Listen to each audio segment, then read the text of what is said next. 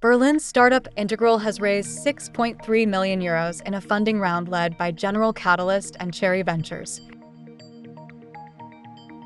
The company provides AI-powered accounting, taxation, and payroll services for SMEs, targeting the German professional services sector. Founder Lucas Zorner says Integral aims to save SMEs time by outsourcing these services entirely. The funding will support product development and team expansion in Berlin. Integral's platform integrates AI tools and financial tool connections for seamless operations. Subscribe to the FinRate for latest news and updates from the fintech world. Thanks for watching.